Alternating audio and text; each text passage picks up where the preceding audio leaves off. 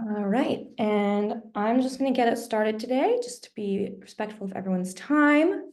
Thank you for joining us for any of the lunch and learn. Today we have Spring Cleaning Your Resume with Kerry Shackett from the Career Collaborative. I am fortunate to have had Kerry Shackett as my career coach when I was attending, so I'm very, very happy to have her back. Just a really, really wonderful human and resource and mentor, all of the great things. So today we have, just to go over our agenda a little bit, we're gonna right now talk a little bit about what we're doing today. I'm going to introduce our speaker, then Kerry will give her presentation, which I'm really excited about. Some really great topics and some new areas of focus when we're thinking about our resumes. And then we'll have time for a Q&A. Do you want to call out though? We'll have the Q&A box available throughout the session. So if you have any questions throughout the presentation, feel free to drop those in there. And without further ado, I'm going to move on to introducing Kerry. So like I mentioned, she is part of the Career Collaborative, currently the interim co-director, and is the career coach for the ITS division at Champlain College. Main part of her role is leading initiatives to foster student career success. Our Career Collaborative also continues to work with our alumni community, so those resources are still available to you. With over a decade in the field and a focus on managing recruiting pipelines and employee relationships, Kerry Shackett has been really instrumental in the core of what Champlain does and building those job and internship pipelines and making sure that we are leading our community on the path to success, again, as students and alumni. Collaborating with the fuller team at Career Collaborative to build programming that enhances job readiness with everything from the soft skills to the hard skills, professional development, networking, thinking about where you're going in your career, those positioning strategies, whether you are entering a new area or looking to grow in your current role. And just a little fun fact, when she's not in the office, you can find her spending time with her family or testing out her favorite recipes from the Great British Bake Off. I will now hand this over to Kerry. Let me just make sure you have. And we will move forward with today's presentation. Well, thank you. That was such a warm and fantastic welcome, Brianna. I so appreciate it. Hi, everybody. It's wonderful to virtually see you on this Thursday here. Post-eclipse, we've all made it. We're back at it, back in the work week. So as my intro said, my name is Kerry Shackett. I'm actually a Champlain alumna myself. I graduated from a master's program, the Master's in Executive Leadership in 2017. So I have sat in your seat before, and I'm a proud alum. And today we're going to kind of talk about a spring cleaning for your resume. Now, this is whether you are deep into your job search, looking for that next position, growing in your role, or maybe you haven't thought about your resume in a few months, a few years. Maybe it's time to brush some of those cobwebs off, do a little refresh. And we're going to talk about some tips and tricks of how we can use tools that are available to us to really make that resume shine. So my personal overview and agenda for our session today is I'm going to give introductions of not only myself, but some other fantastic colleagues I have here at the Career Collaborative. We're going to talk about the ATS system. What is an ATS? Is it our friend? Is it our foe? What the heck is it and how do we beat it? We're going to actually work on brushing some of that resume dust off and polishing it to a really great application ready stance. We'll talk about that final polish, how we can really put a cherry on top. We'll call in the reinforcements. So I'm going to give you a sneak peek of how you can use ChatGPT or an AI tool to really bring your resume to the next level. And then we'll have open Q&A. And of course, as Brianna kind of alluded to, please feel free to drop a question or a comment throughout the whole presentation because we will be moving through so many topics. It's really helpful that if you have a question that pertains specifically to any of the slides or the moments or the topics that we're talking about, please feel free to jump in and we can do some live Q&A as well. So Without further ado, I'd love to introduce the coaching team here at Champlain College. And something really, really unique about our career collaborative here is our services do not stop when you graduate. We are here to support you through every up and down of your career journey. And if you're ready for that next step, if you're ready to apply to your next position, or if you just want to have your resume at the ready, we are here to help you. So here is the coaching team. Myself, I'm the interim co-director with Pat Buera, and I work with the ITS division. Now, some of you on this call may have had me when I worked with the CCM division. So I've had a few roles here, but currently I work with the ITS division, everyone except our game programmers. Pat Buera, the fantastic and most incredible human, is my co-directing partner.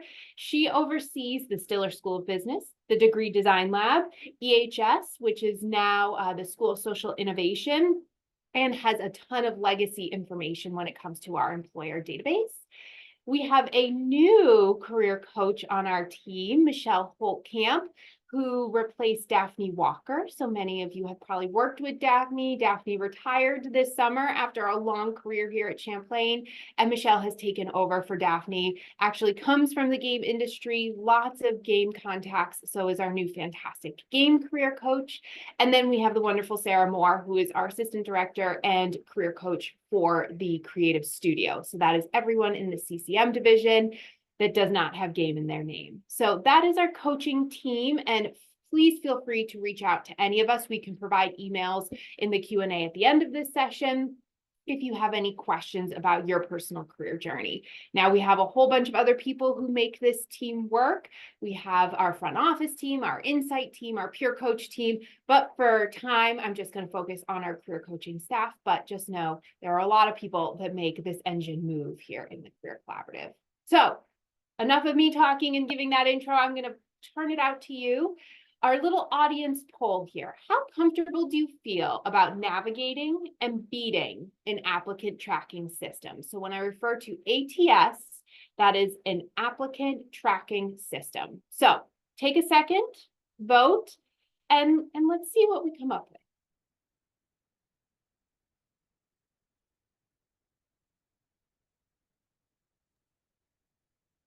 Looks like a lot of people are sort of in the middle at the moment. Okay. A few very comfortables and a few very uncomfortables, but most of us are living in the neutral area. Fantastic. So we're going to talk a little bit about what an ATS system is. So you may have heard it while you were a student here at Champlain. Our office loves to talk about the ATS system. Basically, applicant tracking systems make sure that your career coaches are employed. They are the reason that you may stumble in that application process. So I'll give you kind of a scope of an ATS system. Oh, wow, here we go. Okay, so neutral, we're about halfway. Fantastic. So if you've ever applied to a position, perhaps virtually, probably most likely through an online portal system, and you've never heard anything, you just kind of got totally ghosted, you probably went through an applicant tracking system. So what an applicant tracking system is, it's a software or technology tool that recruiters are using in order to scan applicants that come their way. They're not new. They've been around for about 20 years, but they are getting so much smarter, especially with the universal adoption of AI. So they are a software, scans your resume, creates a match, and sends a certain percentage of that match to a recruiter. So for example, instead of a recruiter at Amazon getting 1,000 applicants, maybe 500 applicants for an open position, they're only going to look at the top 5 to 10%. The computer then, or the software tool, is going to decide who that bottom 90% is that's just going to move off into cyberspace. So if you've been that applicant who's applied and never heard anything, the applicant tracking system beat you. So what we are going to do to really kind of focus in is how can we beat it? How can we structure our content so that we get pinged as a direct contact and kind of a direct fit for that role? So a little bit of facts about this. 95% of Fortune 500 companies are using ATS systems. I would say most companies at this point are, even some of the smaller companies.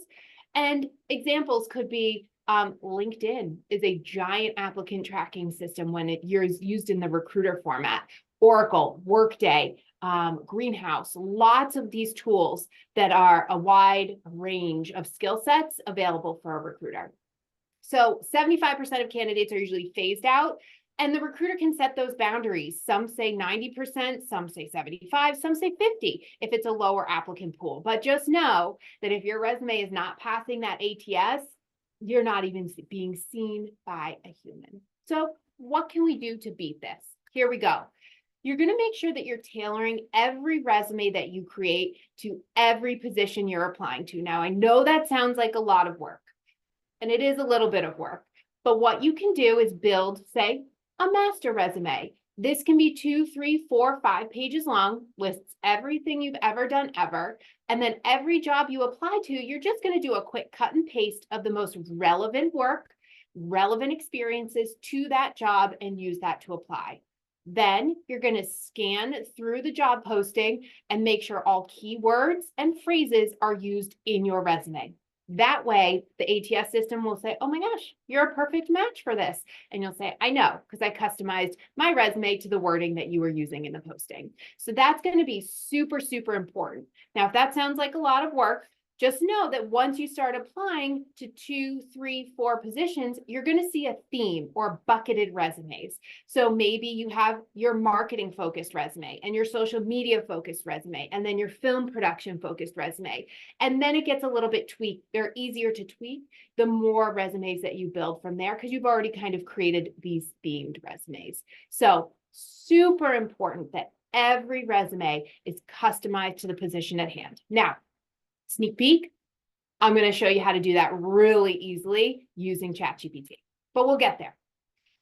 You're going to want to match your degree formatting to the job description. So what this means, if the job posting says you need a Bachelor of Science degree, I do not want you to write on your resume a BS, because that computer is looking for bachelor. It's looking for the word bachelor in there to show that you have the qualifications for the posting at hand. So you're going to want to make sure whatever degree is required in the posting is the same formatting of the degree that you have.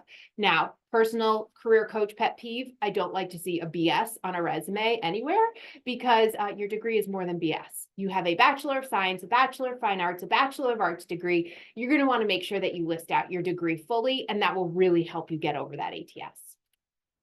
You're going to want to keep simple formatting. Now, this one can be a little bit controversial, and I know that because it's kind of trendy right now to have a stylized resume or a really crafty resume. They can't be read by ATS systems. So here are the things that will absolutely put a block on your resume when that computer or AI tool is reading it. Headers, footers, tables, templates, borders, lines, symbols, shadings, fancy fonts, and colors other than black. Now, I know that is taking away a lot of personality from your resume. So what I'm going to recommend, you have a very traditionally formatted resume that you can use when you know you're going through an ATS system, which is pretty much any online portal application.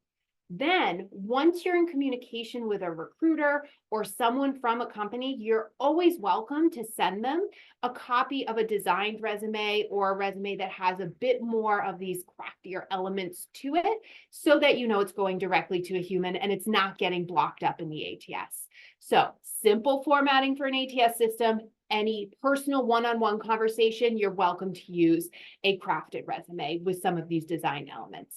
We will talk about this a little bit more in a few slides, but of course, if you have questions, please let us know when it comes to the formatting element.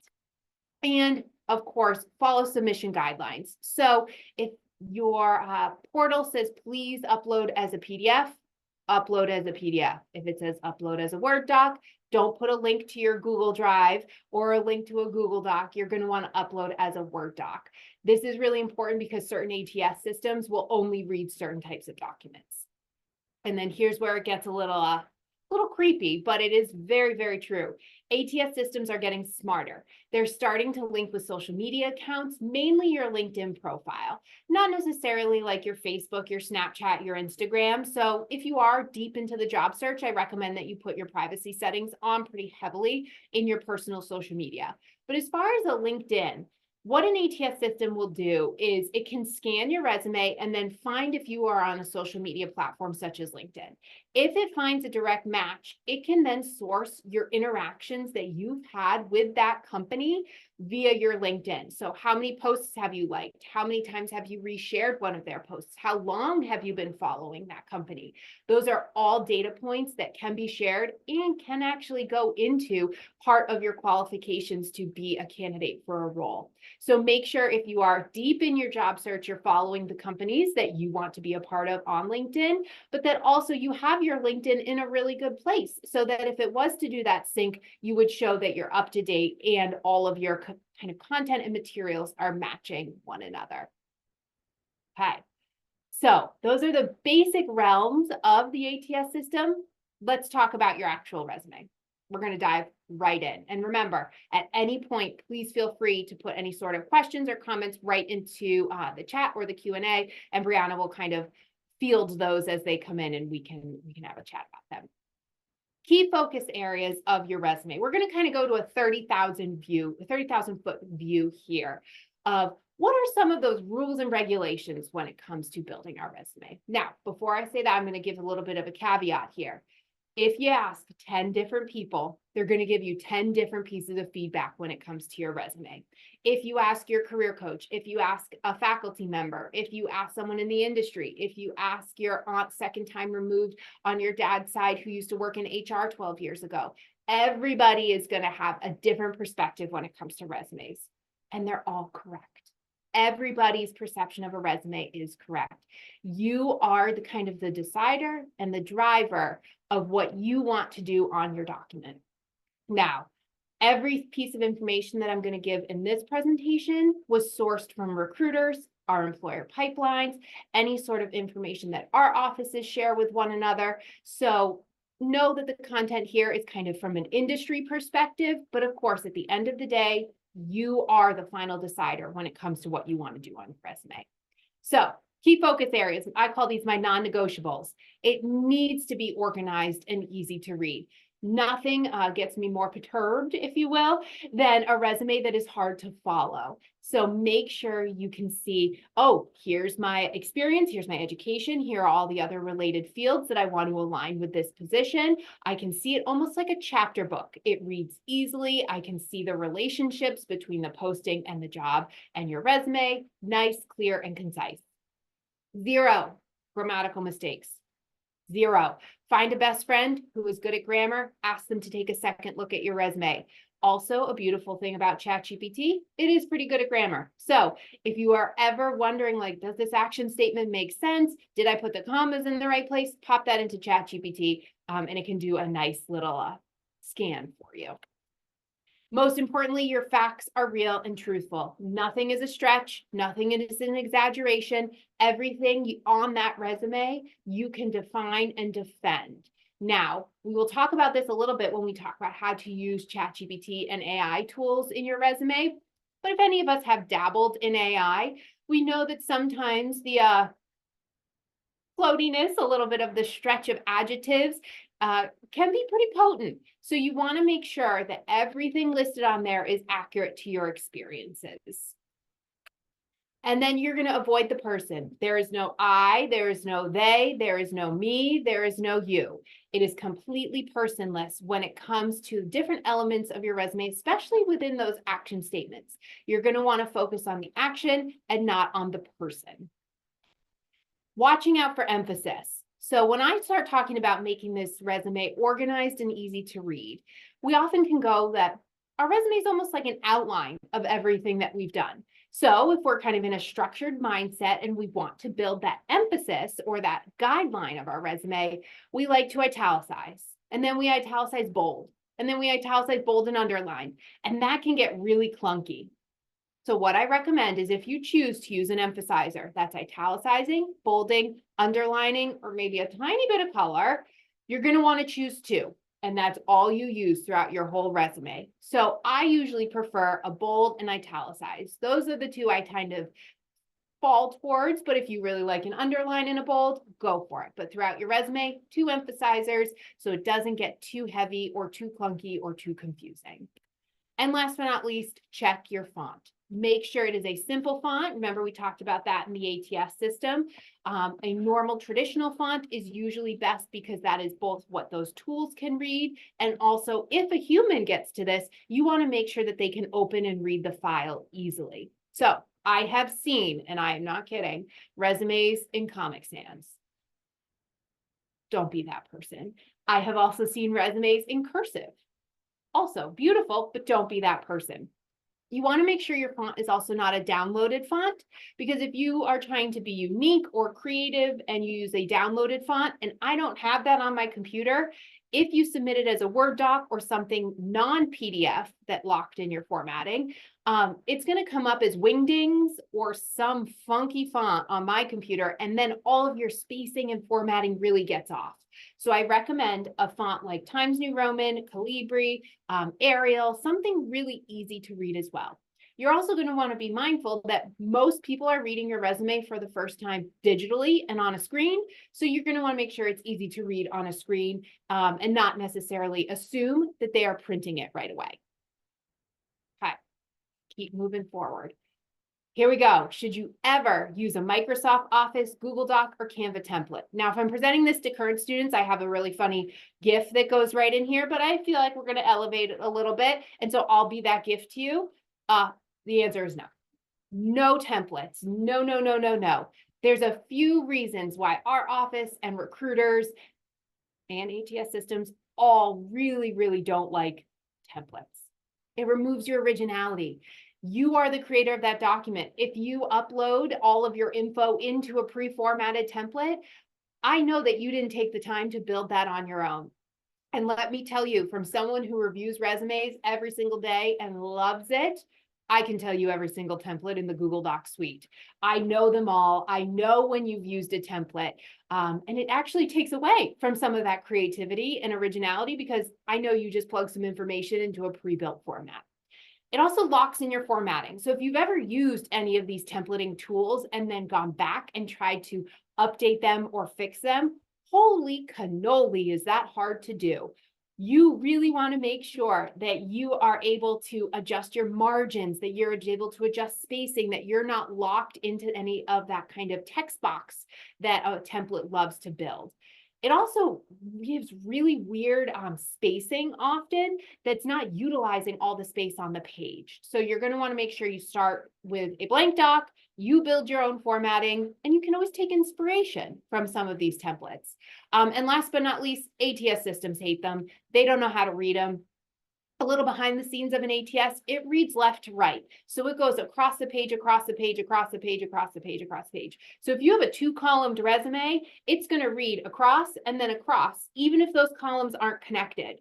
So if you have your education going down one column and your courses, and then your experiences going down the other, it's going to read half a page of education, half a page of experience, education experience, all the way down, which is then not going to let it able to process any of that content in a really legible way. So if your current resume is in a template, no worries. That's why you're here.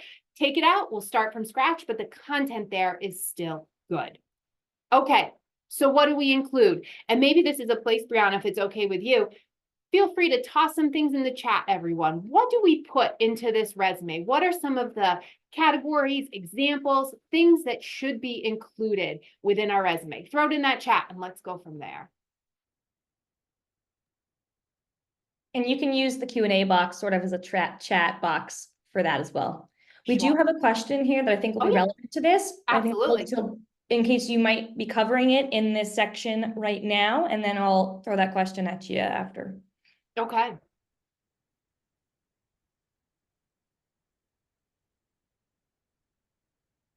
Nothing's coming in at the moment. Anyone That's have okay. any? I'll get the wheels turning. Do you want to Oh, ask we the got question include first, Brianna? experience, skill, job experience. Yeah, all good. Gorgeous. Perfect. Okay, I'll go through these and then Brianna, feel free to ask that Q&A question. Okay, so things that you want to make sure that you're including, your name and contact info. Let's start there. I have received resumes without names and contact info on them. Please, please, please make sure that information is on there. Your selected or technical skills. This is what an employer wants to see. They want to see that you have those root skills available in a job description and that it's highlighted in the tippy top of your resume. Your education, you're all Champlain grads. Fantastic. Put it on your resume.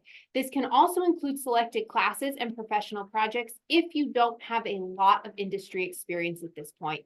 That's the beautiful part of your Champlain education, is that you had a very project-based curriculum. Emphasize that. Your coursework and project work can also be a totally different category if you are a newer grad, and this is a lot of that relevant experience that you have. Your work and professional experience should be on there, your volunteer experience, your leadership experience, conference presentations, publications, awards, honors, and certifications, and affiliations, memberships, and clubs. Ooh. Now, do you have to have all of these? Absolutely not. Can you have kind of a mismatch? Absolutely. Pick the ones that align with what you've done and then kind of build your own chapters of your resume. Now, the kind of golden rule that we have when it comes to length, because I know that's going to appear when we talk about categories. 1 page. A 1-page resume is key. Now, there is a trend that is changing a little bit, but for now, for most of the time, a 1-page resume, you get 1 more page for every 10 years you've been in the industry. So if you are a newer grad, 1 page, and if you are struggling to keep everything on 1 page, work with your career coach and we can help you do some of that editing and formatting. Otherwise, 1 page, then 1 more page for every 10 years. Now, are these hard and fast? Absolutely not. We're going to talk about how you can flex them a little bit, but there are lots of ways that you can really dive into some of those outside of Champlain or outside of your professional kind of work and highlight those on your resume. Okay, Brianna, does the question apply? Yes, so Okay. we have a question about including education. Okay. It says, if my degree is not relevant to the job I'm seeking, should I still include it just to show I have a college degree? And then part 2, and if so, should I include the major or just leave that out? And then part 3, if it was a long time ago, can I skip the graduation date / year so that I'm not consciously or unconsciously a victim of ageism? Such great questions. I love that. Okay, let's start at the top. Should you put your degree on there even if you are transitioning into a different career path? Absolutely. Remember that ATS system is going to look for words like bachelor's degree just to show that you have a degree. So I wouldn't discredit the education that you had here. I'm sure there are still some skills, even if that new kind of pathway is totally opposite where you currently are. Yes, put it on there because that root skill is still going to be there. It also shows that you went through a full college education, which is fantastic. And you never know if the person reading your resume has a personal connection to Champlain. That can always be a part of the recruiting process as well. So yes, put it on there. Number 2, yes, have your degree on there as well. It can A, be a conversation starter. B, you can highlight some of the transferable skills, and we'll talk about how to do that. And C, it shows that you got your degree in something and could kind of have a little bit of that related connection between the current role that you have and the future role. It's 1 line on your resume. I would put it on there. Now, when it comes to dates, if you feel like it has been very, very long since you graduated, or you feel like you might have some of that ageism piece, you are welcome to take it off of there. I've seen resumes who are a bit older that have taken it off, and I don't discredit them whatsoever. You're really just showcasing, yep, I have a degree, and then here are all of the other skills and experiences that I've had since then. So in summary, definitely put that you have a degree on there. Definitely put what the degree was in or is in. You do not have to put the dates if you feel like it could affect your applicancy. Absolutely. And we'll dive in a little bit more in the education section about how you could format that or how you could place it in your resume so that a ton of attention is not drawn to it, but it does check the box of like, yep, you have a bachelor's degree. All right, so let's talk about this. We're going to kind of move down the page of our resume. So we're going to start up at the contact info, and then we're going to move down through all the other categories. So first, contact info. Fun fact, resumes are not legally binding documents. So you can put whatever name you want on your resume. You do not have to put the name that aligns with your birth certificate or any sort of legal documentation. You might just have to have a conversation with HR. If you do get hired for that position, why your resume and any sort of your legal onboarding documents do not align. HR is totally ready for that conversation. They have it every single day. Shouldn't be something to be nervous about, but we're always here to help you at the Career Collaborative if you need some of that support and how to frame that question. So name, phone number, email, LinkedIn, non-negotiables, those all need to be a part of your resume. Now, things that you don't see here, a street address, take it off. The day of putting our street address on our contact information is gone. All you need is, if you look in that second example, Dwight actually lives in Mountain Summit, Vermont. That's all we need. If you are applying locally for a local position and you are living locally, then you can just put city and state. They just want to know that you are local.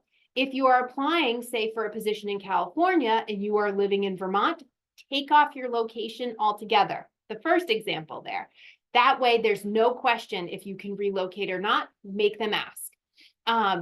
If you are living in Vermont, you have family, say, in Massachusetts, and you are moving back to Massachusetts, you can put the location of where your family is if that is where you are going to be living. Now, here's where the real and truthful comes in.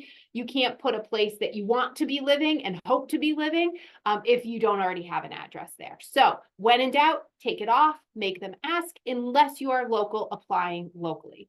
Street address, off your resume altogether. The days of like Google Maps and being able to see what someone's front door, it's kind of creepy. You also don't want someone to make a socioeconomic judgment of you based off of what your home might look like. So take it off altogether, and we just need that local or not local piece. Now, other elements can be on here, a GitHub, a Vimeo, any sort of personal portfolio website should absolutely be on your resume as well. I recommend, I know I don't need to say this to this cohort, but a professional personal email. Be careful what that is, that it doesn't have any identifiers like a birthday or a number that might align with like a birth year. You're just going to want first name, last name, and a number if needed. But a clean, concise, simple email can make a big impact when it comes to that first impression from a recruiter. So general rules when it comes to contact information, and obviously feel free to pop some questions in that Q&A if you have them. Okay, we're going to move into our skills section. So generally our office kind of recommends that we have contact information as the top. That's non-negotiable. Then you actually move into a skills section. So what this is going to look like is all of the key technical or interpersonal skills that are required for that job that are listed in the job description front and center. I always refer to the top quarter part of your resume as lakefront real estate. This is what's going to have a recruiter or the ATS system go, oh, this person is exactly what we're looking for. And you're going to behind the scenes say, of course, I know that because I copied it from your job description. But you're going to want to make sure that those skills, technical and interpersonal, align directly with the posting, are in that top quarter of your resume. Why is this important? It shows that natural fit and it kind of gives like the overarching kind of summary statement for the rest of your resume. Now I said something key there, summary statement. What about a summary or an objective? This is a slippery slope. I don't recommend an objective. The reason, an objective statement was trendy a little while ago on a resume. At this point in a resume, you're literally just restating why you are applying for a position. They already know that you're applying for the position. So let's use that 1 to 2 lines in a more effective way. What is that effective way? A skills section. Now, if you have been in the industry, say 5+ years, you can think about building a summary statement. I usually recommend recent grads, so you're my like 1 to 5 year cohort, not build a summary statement yet, but focus on a technical or a competency skill section.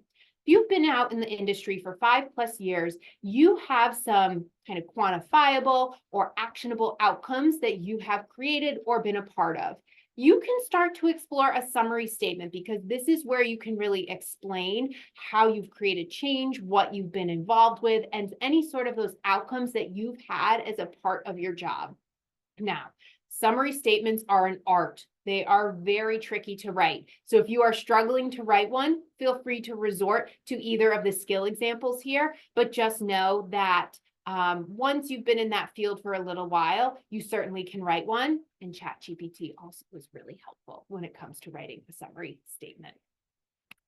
Okay, then we're going to move into our experience. Oh, go ahead, Brianna. Yeah, before we move in, just back a little bit to the contact info. We had few people Sure. that were wondering if they could use a hyperlink for their LinkedIn instead of typing out the full LinkedIn web address. Great question. Okay. So if you know you're going through an ATS system, I recommend you actually use the URL because that is what it's going to link to your profile on the back end of that system. If you are submitting this to a human, so via an email or a personal correspondence, then it's okay to use a hyperlink because they can click on it. Now, that's kind of a loaded question because I would recommend building a personalized URL. So that's very simple to do in LinkedIn. If anyone has questions on how to do that, you can ask your career coach or find a really quick YouTube video. It's one little click and you can delete all of that junk at the end of your LinkedIn URL and just keep it to your name. So it is actually a pretty clean and concise URL to put on your resume. You also don't need the www.linkedin.com/in/ and then your name. I've seen it on some resumes now, people just doing /in/ with the URL to show that it is their LinkedIn. I recommend try to fit your whole URL. If it is feeling clunky, a hyperlink doesn't hurt. But usually if you're going through an ATS system, try to have that full URL on there. Totally a personal preference though, when it comes to kind of spacing and formatting. Great question. Is that it? Okay. Fantastic. So let's move into our experience sections. So we had our header with all of our personal contact. Then we had a skill or a summary statement if we're a little bit more advanced in our career. Now we're moving to our experience section. So fun fact, once you've graduated from Champlain, your education actually goes below your experience sections. So at this current juncture, most of you, if not all of you, should have that experience section on the very bottom of your resume, or sorry, your education on the very bottom of your resume. Experience is going to be that middle sector, really how we want to show that direct correlation of our skills to the job at hand. You're going to put that experience section in most recent job first. That's called reverse chronological order. So whatever you are currently doing or most recently done, right in the first top section. Every single one of your categories should include a title, business, location, and dates. Title, business, location, and dates. Every single experience that you've had needs to have those components. Now, when it comes to dates, you do not need to have the day that you started. A month, year is totally fine to do. Then you're going to build those little sub bullets. Those are called your action statements or achievement statements. You're going to think of action and results. What did you do? What was the result? What did you do? What was the result? Double bonus points if you can make those actions quantifiable. So did you give 2 tours on campus as a tour guide, or did you give 200 tours as a tour guide? Were you able to increase customer interactions by 10% or by 90%? Give me some of those quantifiable pieces so that the reader can really say, oh, wow, there's the scope of your experience as it relates to this position. I'm going to make all of you have a homework assignment that when you review your resumes, you brush off some of that dust. At least one bullet of every experience you have needs to have a number in it. Bonus points if it's 2 of your bullets. Every single experience needs to have at least one quantifiable action statement. Now, here's the fun part. This is where you get to have fun with your category titles. You do not need to live in a world where your category titles are experience. Have some fun with it. So we could do a related professional experience section. Maybe that shows the reader if you've had a lot of experience. This is just what's related to the job at hand. So there might be some gaps in my dates. There might be like a 2 or 3 year hole because I'm just showing you my related experience. You can call that category industry experience. How about selected client or freelance work to show that you worked for yourself or you did some project-based work? You can even have a personal projects if this is something unpaid or something you do on the side. Perhaps you're a moderator for an online forum. Maybe you've built a game on your own. Put it in a personal project section. I can't tell you how many recruiters I talk to who say, you know, Kerry, it's great. We know the talent that comes out of Champlain. We know the skills that come out of Champlain. You know what levels up a student? Someone who does it for fun. So make sure you have that project section if you've been involved in personal communities outside of your time here.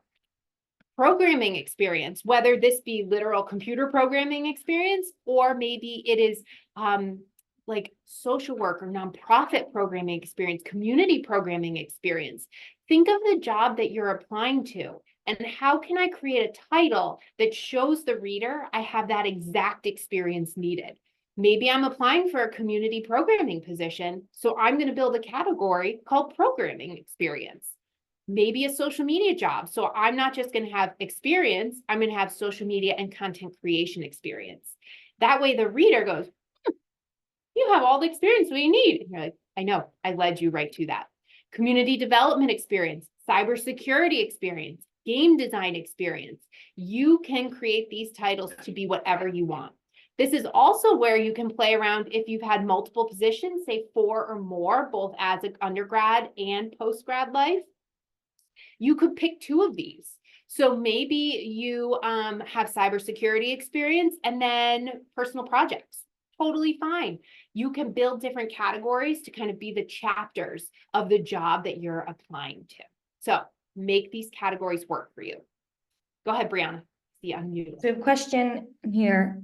A couple years ago, my job title changed, but I didn't receive a bonus or raise. My job duties now include everything that I used to do, plus additional things. Was this a promotion? Do I list my different job titles separately on my resume?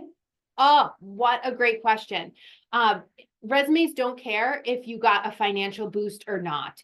I mean, I hope you do at some point, but you can absolutely show that as progression in your field. So what that would look like is your former job title. So you would list that and then the dates that you held that former job title with all of the action statements under it of what you used to do in that role.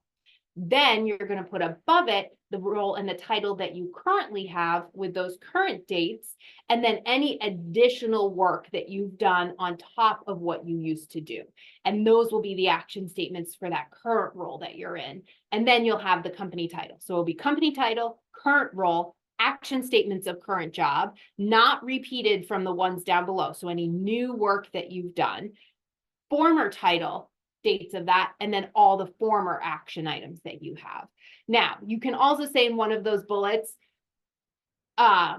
continue to work on former projects with addition of blank, blank, and blank, and blank.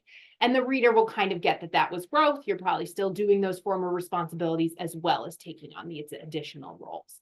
But you are going to combine those under one company title, but to show progression in that with 2 separate job titles. Such a good question. Okay. We're going to keep going. Fantastic. So now we're going to work on that education section. So I know everybody's experience section is going to look a little bit different based on the industry that you're in, the transitions that you've had. And remember, your career coach is more than happy to help you with that. But when it's formatting the education section, something all of you will also have, you're going to write out that full degree. Remember, the ATS system is looking for that. It wants the full degree title. Your GPA, if you're really proud of it, I usually say 3.5 or higher, but if you worked your booty off for a 3.2, go for it. Put it on there. You are the designer of this. But if you had a very strong GPA, absolutely put it on there. It only helps your application. Awards and honors, if you were awarded anything while you were a student, including Dean's List, President's List, Trustees List, you can absolutely put it on there. Once you start pushing for space because you have more industry experience, those are things that we can flex if we want to keep on there. Maybe they live on our LinkedIn, but otherwise they can go on there if you're a newer grad. Capstone projects, perhaps the biggest thing that I see missing from recent grad resumes. Put your capstone project on there. That is such a culminating opportunity here at Champlain, and it's a conversation starter for a recruiter. So definitely have your capstone project either under your education, or it can be in a project section if you have a built out project while you are a student section. Clubs and organizations, employers love when you've been integrated into campus opportunities. So definitely have them on there. And definitely if you held a leadership role in any of those clubs or orgs, put them on there. I can't tell you how many times I've reviewed a student's resume and say it has a club on there that I've never heard of. And I immediately just started asking questions and I'm curious about it. That's what a recruiter will do too. I bet you, for those of you who have been through a few interviews, I completely bet that you've had questions on your resume about some of those littler things, clubs you were a part of, your capstone project versus some of your larger job experiences. So all of these should be on there. But then as you kind of gain more industry experience, we can start to sort these out just a tiny bit. Okay, that final polish. Look, we're already here. I know we're close for time, so we're going to keep working through. You want to make sure you watch out for trendy elements. So this goes into that designed resume piece, ranking systems, photos, etc. Keep them out. ATS systems don't know how to read them, and ranking systems actually can hurt you in the long run. So that's where, for example, Adobe Suite, I put 2 out of 5 stars. You just gave yourself a 40, which is a failing grade. So make sure that you just list a skill. You don't need to rank it by any means. Consistent verb tenses. So that means if all of your action statements are in past tense, make sure all of your action statements are in past tense. If you have your current jobs in present and your past in past, just make sure that your past are in past and you're not keeping any of those current jobs in a wrong tense. You want to make sure that you keep an eye out for formatting, sizing, spacing, consistent all the way through. If you end every bullet with a period, make sure you end every bullet with a period. You're going to want to make sure that consistency stays throughout your whole resume, and always have that ATS in the back of your mind. Can a computer read this is really what I want you to be thinking about. So on that note, let's see how we can actually make the computer work for us. So this is actually like hot off the press. Thank you, Brianna. Before I dive into how we use ATS systems, I would like to know from the audience, how many of you have ever used an AI tool to improve your resume, cover letter, LinkedIn, any of it?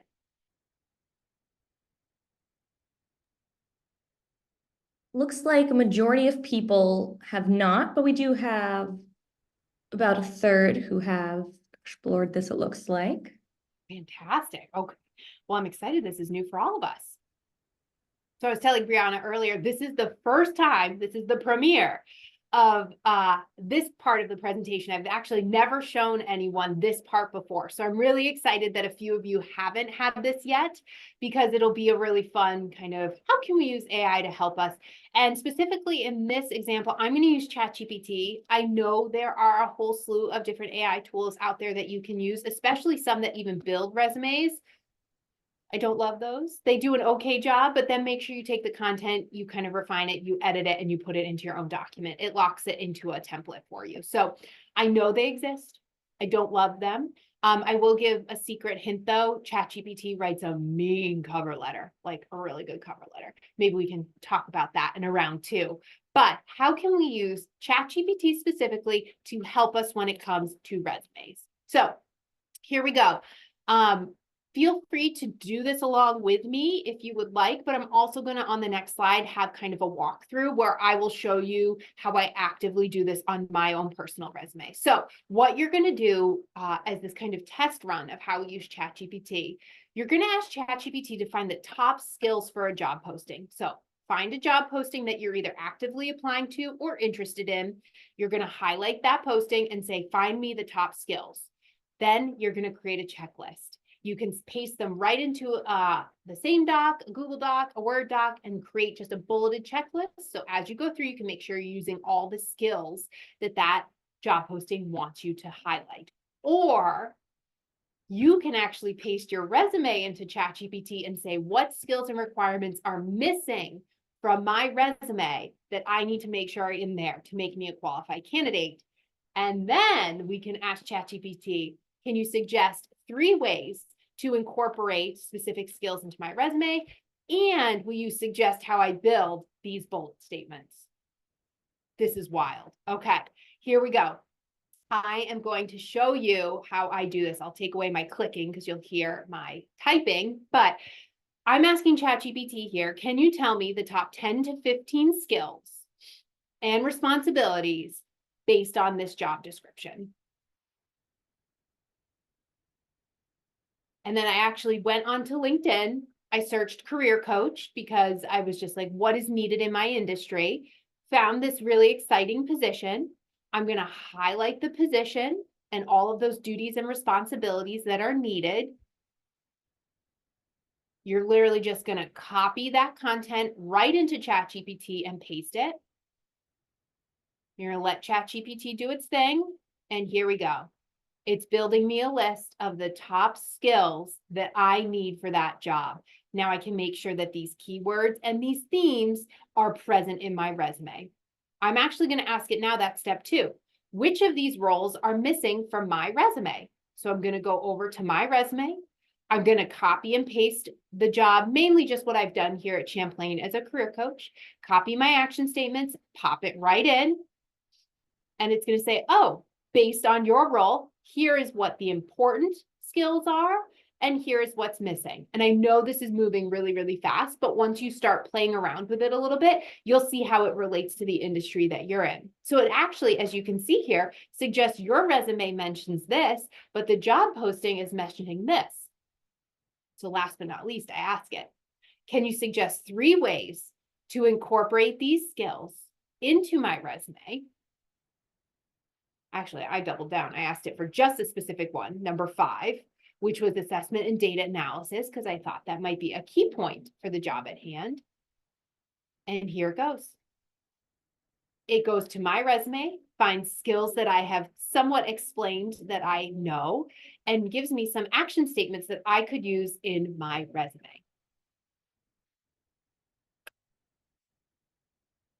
So I know that's super quick, but I challenge you, play around with it. So all you have to do to get going with that is really take a job posting, plug it into ChatGPT, take some content of your resume, plug that into ChatGPT, and ask it, what's missing? Where are the skills that I need to make sure that I highlight as far as this job posting? Then you can say, okay, I want to double down on this experience. Can you help me build some of those action statements for it? And remember, when using AI as a tool, editing is key. We love a floaty word. Well, ChatGPT loves a floaty word. It loves a fluffy adjective. It loves something that we wouldn't naturally say in human discourse. So make sure that you are really, really refining that to make sure it sounds like your voice. So ChatGPT, powerful tool, writes a really great action statement, writes a really good achievement statement, writes a really good cover letter. But make sure that you're refining that so it sounds like your voice. All right. I know we flew and I know we're almost at time. So I'm going to allow a little bit of Q&A if anyone has questions. And of course, perfectly on cue, they start leaf blowing right outside my window, but I will open it up to anyone on the call. Also, feel free to unmute yourself if you would rather speak your question, or you can use that Q&A box. And just a reminder, everyone will receive a copy of the presentation and recording.